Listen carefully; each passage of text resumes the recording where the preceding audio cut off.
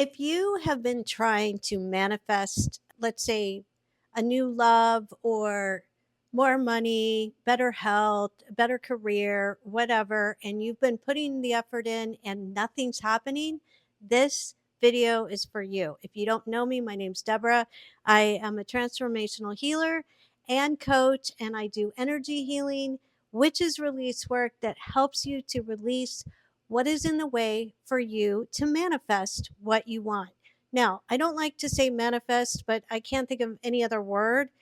Calling in something that you really would like to experience, such as love.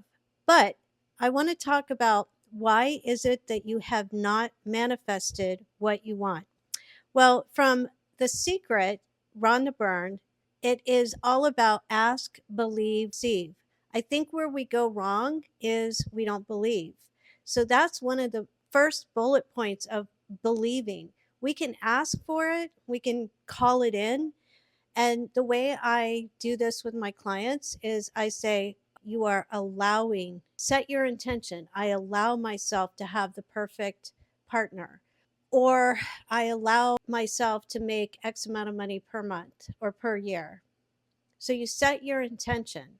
When you set your intention, you are asking. Then the believing part is where we go awry. So I'm going to come back to that, but I want to talk about letting go of the wanting. Now, when I first heard this from my teacher, I was like, how can you do that? How can you let go of the wanting? Because what happens is when we set the intention, we are coming from our soul. We're saying, I allow it to be so because we already have it. That's the cosmic joke, is that we already have the perfect health, the perfect love, the perfect wealth. We just think that we don't have it and we practice separation from what we want.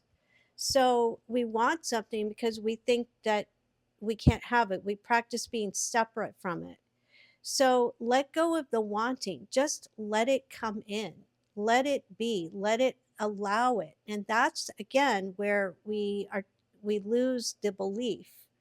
We're like, well, the doubt comes in, right? I'm not sure if that's going to happen. And is it really that simple? It is that simple. Just say, I allow for it to be so. But if you have a lot of doubts after you write that intention, then you can write all of the doubts down, consciously look at them and say, enough, release it, let it go. You don't need those doubts because those doubts are what's running the show and why you're not manifesting. You are the casting director. I want to talk about how I coach people in relationships, issues with relationships. So and I'll tell you this, I had my own projections about, especially my last relationship, where I was the casting director and there were other women that I didn't want in my movie. And yet I came from this projection of suspicion, and that's exactly what I experienced. So whatever you're holding in mind is exactly what you're going to experience. And if you can release those projections, then your movie will be different. Imagine being in a white room with a white screen in front of you, and all your thoughts are projecting onto the screen, and that's going to be your movie. So you are the casting director. So when I'm coaching someone on relationships, I say, well, if you don't want to hold on to the fear of being rejected or the fear of another man or woman that could affect your relationship, then release that. Then write that out of the script.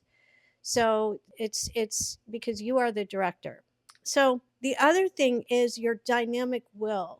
So again, it goes back to belief. So when you set that intention, if your will is strong enough, it has to happen. And it's coming from your consciousness. It's not coming from the little body mind. But have you ever wanted something and you say, you know what? I don't know how I'm going to get this, but I see it, I feel it, I'm going to have it. And it happens. And sometimes it happens when we let go of the death grip on letting go of the wanting. And that happens in relationships. We want a relationship so bad. Or it happens a lot when people are trying to get pregnant. Oh, they want it so bad. And then when they let go of the wanting, what happens? They get pregnant. Letting go of the wanting of a relationship. When you want it so bad, you're actually keeping it away from you. So there's the wanting and the disbelief, the doubt. So what can override that is your dynamic will, is having this will that is unstoppable. I call it bullet train will. And I've experienced that several times where I have watched the atoms change when I set my intention and I say, this is what's going to happen. I don't know how. It feels impossible, but it's going to happen. And I literally watch everything around me conspire to make it happen. So that's where it comes from, the solar plexus. If it comes from your soul, but the feeling, at least in my experience, is in my solar plexus where I am just on fire and I'm like, I don't know how it's going to happen, but this is the way it's going to be. And that will is so strong that it can move mountains. So that's what you need. The last thing I want to talk about is what I've said is releasing the projections, and especially in relationships. This happens all the time, is where you repeat the same thing. You pick the same kind of people, you go through the same experiences. Why? Because you have these projections that are keeping everything at play. So, as an example, I have someone who is in a relationship with an avoidant, right? So it keeps repeating. She keeps going in and out of this relationship because it's a trauma bond, but she is going into the whole, this person is an avoidant, they have that issue, blah. So what she's doing is she's keeping that particular projection going. Whatever she's holding in mind is exactly what she keeps experiencing. That person doesn't change. That person keeps giving her breadcrumbs. It's not completely fulfilling. So, in order to have what she wants, a healthy relationship, she has to let go of even labeling that person as an avoidant. Now, that's going to sound really bizarre, right? Because there's so much out there on the internet about, oh, I'm an anxious attachment style. He's a dismissive avoidant. He's a narcissist. He's that. And every time I have people asking me, doing an intuitive reading, will this person come back or will we be back together? And I said, well, how do you feel about this? Oh, he's an avoidant. He's a narcissist. He's got all these problems. And I'm thinking, that's no, you're not going to be able to be back together because you're still holding in mind everything that's wrong and you're not holding in mind what you want. Now, I know I said let go of the wanting, but you have to know and be clear of what is it that you want and allow it to come in and release all the limiting beliefs about that person. Because if you want to get back together with that person, then the highest and best way is to release those projections of them. Easier said than done, right? Because in our mind, we don't believe that they're going to change, right? It's all about belief. We don't think they're going to change. So that's the meat and potatoes of releasing, is letting go of the limiting beliefs, even if it looks true in the 3D. Because when you let go of those projections, that person that you love but's not is maybe breadcrumbing you can absolutely shift and show up differently. I'm not saying that they will, it's not a guarantee, but either they will show up differently because your projections on your movie screen is different. You're the casting director, or they'll leave and somebody else will come that's 10 times better. You know what I mean? If they don't shift to become 10 times better. So it's a win win situation, but it takes a little bit of work because you're taking a step back. Releasing is taking a step back and questioning your own thoughts. First of all, they're not your thoughts, and we own them and we define them and we identify with them and we're like, oh, this is me, this is blah. And then we suffer. Oh my god, I did that to so and so, or I'm this way, I'm an anxious attachment, or labeling all that. And that's the ultimate practicing separation. So not only are you practicing separation with people and yourself, you're also wanting something because you think you can't have it, and that's practicing separation. And then you don't believe you can have it, so of course that's why you're not manifesting.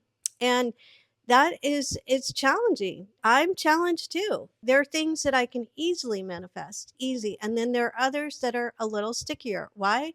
Because I have had limiting beliefs that I've been holding on to for lifetimes. So when you're releasing lifetimes, and when you're releasing, you're not only releasing your own lifetimes, but you're helping your ancestors too. It's really incredible. So just going back to who I am, what I do, I'm sharing with you what I share with my private clients and groups, where you set your intention for whatever you want and then you write down all of your disbeliefs, because that's what they are, and your limiting beliefs, and then you start to watch your life change. I also, as an energy healer, I help you to alchemize the energy and to help you to see what's going on in that subconscious mind that you may not be conscious of, but you become conscious of. And once you see it, you can't unsee it. It's like you're going to be a changed person. And so life appears very differently because you are rewriting the script of your life, and you start to believe rather than disbelieve. So ask, believe, receive. And the belief is the releasing. So I hope this helps. And if you really feel drawn to what I've said, you are welcome to book a private with me, join my private Facebook group. I'll put that in the description. And I also am having a healing night coming up June 7th, Sunday, June 7th. And that will be very relaxing, where you can set your intention in the group energy field and it will be amazing. So, till then, have a wonderful day.